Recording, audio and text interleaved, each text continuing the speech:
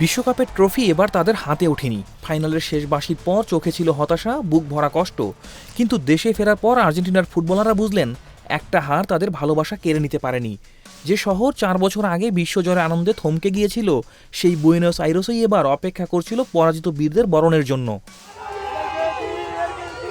একই আকাশি সাদা রং, একই পতাকা, শুধু গল্পটা এবার একটু আলাদা।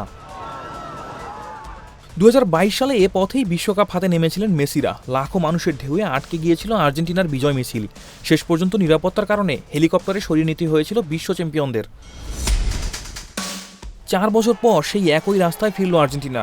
হাতে নেই বিশ্বকাপের ট্রফি, নেই লিওনেল মেসিও, কিন্তু ভালোবাসার কমতি ছিল না একটুও। বৃষ্টি উপেক্ষা করে ঠান্ডাকে হার মানিয়ে ঘন্টার পর ঘন্টা অপেক্ষায় ছিলেন হাজারো সমর্থক। কারো গায়ে জাতীয় দলের জার্সি, কারো হাতে মেসির ছবি, কারো কাঁধে আকাশি সাদা পতাকা। তাদের কণ্ঠে ছিল একটাই বার্তা, ধন্যবাদ আর্জেন্টিনা। কারণ জাতীয় দলের এই গল্পটা শুধু ফাইনালের হারের গল্প নয়, এটি সেই দলের গল্প যারা কঠিন পথ পেরিয়ে টানা দ্বিতীয়বার বিশ্বকাপের ফাইনালে উঠেছে, যে দল বারবার পিছিয়ে পড়েও ফিরে এসেছে, যে দল একটি পুরো জাতিকে আবারও ফুটবলের আবেগে এক করে দিয়েছে। সমর্থকদের একজন বলছিলেন, বৃষ্টি উপেক্ষা করেই আমরা তাদের স্বাগত জানাতে এসেছি।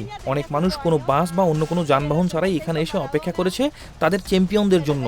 আর্জেন্টিনার মানুষের কাছে তারা চ্যাম্পিয়ন, এর আগে তারা বিশ্বকাপ জিতেছে, তাই মানুষের প্রত্যাশাও অনেক বেশি ছিল, কিন্তু তারপরও সবাই তাদের স্বাগত জানাতে পেরে আমরা খুশি।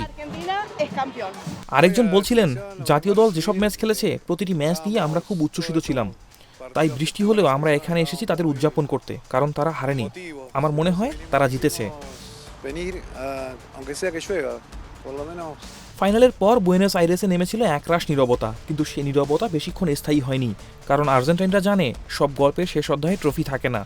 লিওনেল মেসি, রদ্রিগো দে পল সহ বেশ কয়েকজন দেশে ফেরার বহরে ছিলেন না, তবে স্কালোনিও তার দলকে বরণ করে নিতে এএফএ ট্রেনিং কমপ্লেক্সের সামনে জড়ো হয়েছিল হাজারো মানুষ।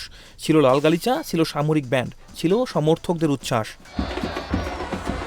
আনুষ্ঠানিক কোনো বিজয় উৎসব হয়নি, কারণ তারা বিশ্বকাপ জেতেনি, কিন্তু ভালোবাসার যে উৎসব হয়েছে তার জন্য কোনো ট্রফির প্রয়োজন হয়নি।